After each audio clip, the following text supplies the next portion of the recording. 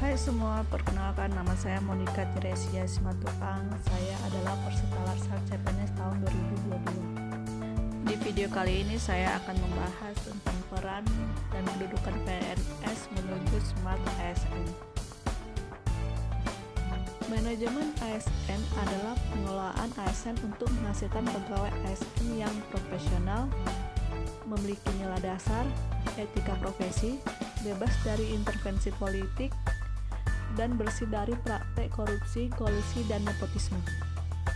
Manajemen ASN lebih menekankan kepada pengaturan profesi pegawai sehingga diharapkan agar selalu tersedia sumber daya aparatur sipil negara yang unggul, selaras dengan perkembangan zaman.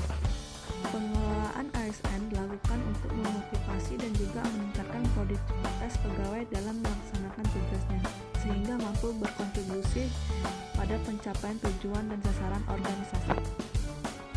Kedudukan ASN berdasarkan Undang-Undang Nomor 5 Tahun 2014 terdiri dari pegawai negeri sipil.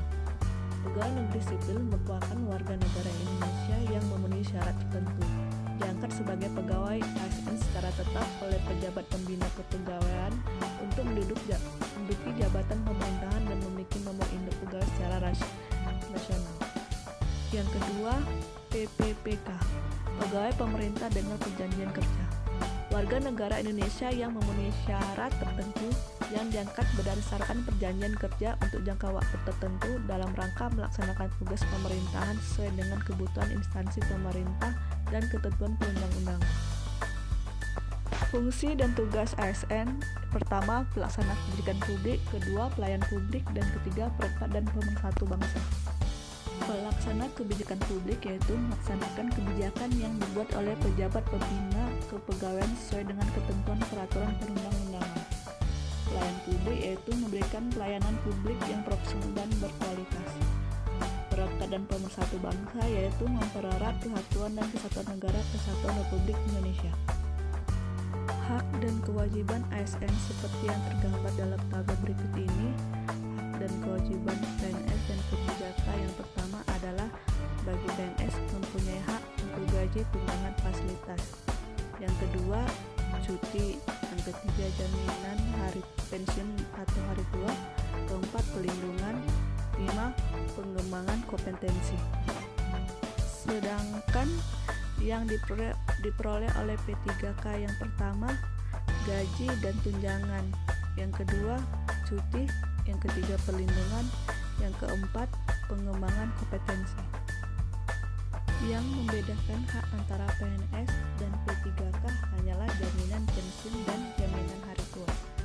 Sedangkan untuk kewajiban PNS dan P3K sama-sama memiliki kewajiban yang tertera seperti 8 poin ini. Kode etik dan kode perilaku ASN di sini disebutkan ada yang pertama, melaksanakan tugasnya dengan jujur. Kedua, melaksanakan tugasnya dengan semangat dan disiplin. Ketiga, melayani dengan sikap hormat, sopan dan tanpa tekanan. Keempat, melaksanakan tugasnya sesuai dengan perintah atasan sejauh tidak bertentangan dengan peraturan perundang-undangan. Kode etik ASN ini selanjutnya lebih jauh dijelaskan di dalam Undang-Undang ASN Nomor 5 Tahun 2000. Dalam menjalankan manajemen ASN, maka dibutuhkan yang namanya sistem merit. Apa itu sistem merit?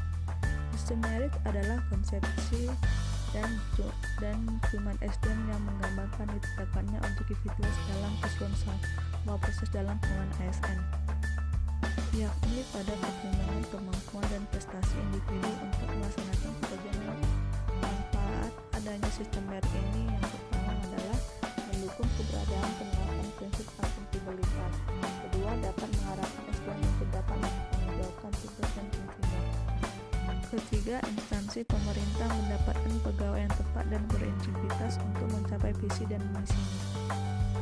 Sistem merit dalam monitoring, penilaian dan pengembangan: pertama, pangkat dan jabatan. Kedua, pengembangan karir.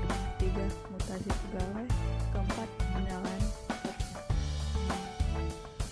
Selanjutnya adalah Smart ASN. Berdasarkan arah Presiden pada poin pengembangan SDM dan persiapan kebutuhan SDM dan talenta digital. Literasi digital berperan penting untuk meningkatkan kemampuan kognitif sumber daya manusia di Indonesia agar keterampilannya tidak sebatas mengoperasikan gawai. Literasi digital adalah pengetahuan atau kemampuan untuk menggunakan media digital dengan bijak. Seorang pengguna yang memiliki literasi digital yang bagus tidak hanya mampu mengoperasikan alat, melainkan juga mampu bermedia digital dengan penuh tanggung jawab. Literasi digital dibagi menjadi 4 kompetensi. 1. Kecakapan menggunakan media digital. 2. Budaya menggunakan digital. 3. Etis menggunakan media digital. 4. Aman menggunakan media digital. Etika bermedia digital meliputi kemampuan individu dalam menyadari, menyesuaikan diri, merasionalkan, menggunakan dan mengembangkan tata kelola etika digital dalam kehidupan sehari-hari. Konten negatif yang membarangi perkembangan dunia digital